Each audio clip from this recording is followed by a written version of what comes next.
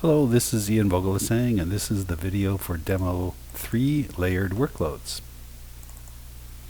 It's all in the IvyScript program, so we're going to just look at that. The first thing is that you can set defaults for a particular I/O sequencer or I/O generator type. And then once you set the defaults, after that, when you create workloads of that I/O generator type, they'll all have the default settings that you put in there. So this is like creating a template in case you're going to make a bunch of copies of a particular kind of workload.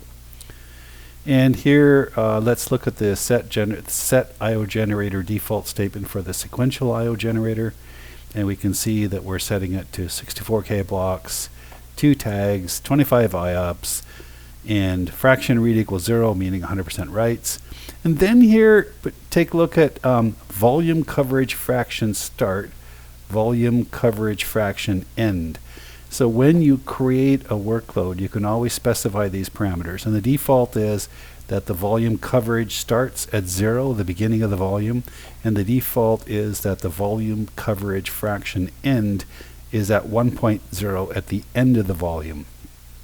You can create workloads running in any part of the LUN. So what this says is sequential workloads by default are going to be running in the second half of the LUN.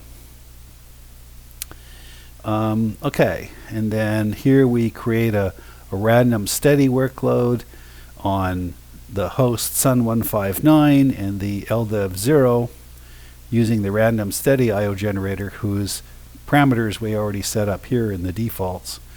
And then we're creating a random independent I/O generator for which we did not set the defaults on host 172.17.19.159 and LDEV 3. And so here we're giving the parameters for the random independent I/O sequencer.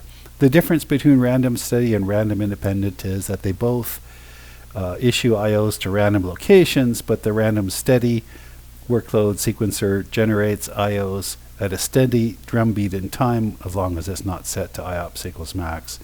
Whereas the random independent IO sequencer, as long as it's not set to IOPS equals max, will generate IOs at random moments in time as well as to random locations, but with a bulk overall average rate that you specify with the IOPS parameter. Okay, so we have the random steady running on one of the LUNs and random independent running on the other LUN, so LDEV 0 and LDEV 3. This is the DF version of this demo. And then what I want to direct your attention to here is how you create multiple sequential threads with Ivy and some of the flexibility you have. And this fixes one of the annoying problems we had with VDBench. And in VDBench, if you create a sequential workload with multiple threads, what it does is it creates multiple program threads all running sequential I/O, but they all the threads start at the same place. And so it's kind of bizarre that you have multiple threads reading and or writing the same location. And then the other weirdness with VDBench is that you can have a sequential thread which has a certain percentage reads.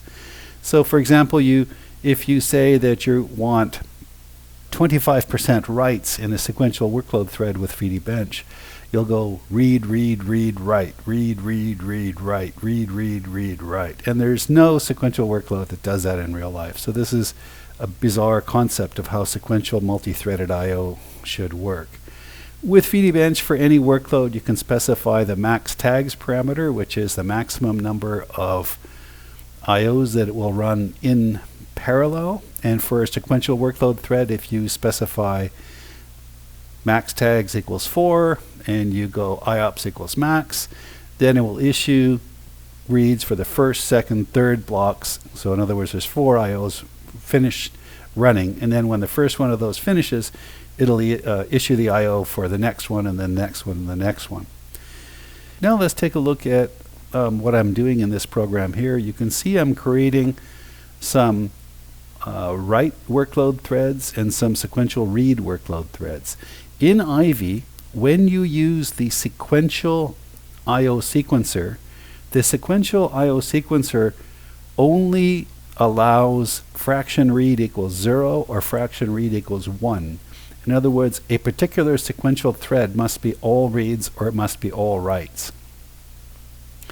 Then what I'm doing here is I'm creating a sequential write thread that starts at 0.2 of the way through the LUN. Oh, it looks like I made a mistake here. That probably should have been 0.0. Then I'm creating a second sequential write workload thread that starts at 0.2. Actually, see, the first one should have started at 0, so I made a mistake here. But you can see then I'm creating 3 more sequential read threads, and each of them is starting at an offset of 0.2 of the way through the LUN. So all 5 of these sequential workload threads have a volume coverage fraction start of halfway through the LUN and a volume coverage fraction end at the end of the LUN. So for these sequential workloads threads, when they're running, when they get to the end of the LUN, they'll loop back to the middle of the LUN again, and they'll do that. We could just as easily have created each of these sequential threads within a virtual data set or file, so that when it got to the end of its file, it would go back to the beginning and read it over again. So the idea here in Ivy is that it's quite straightforward to start a bunch of sequential threads at different points, which, as I said, this fixes the issues that we had with VDBench. So you can use Ivy to generate meaningful sequential throughput numbers. Okay, that's what I wanted to show you for creating layered workloads.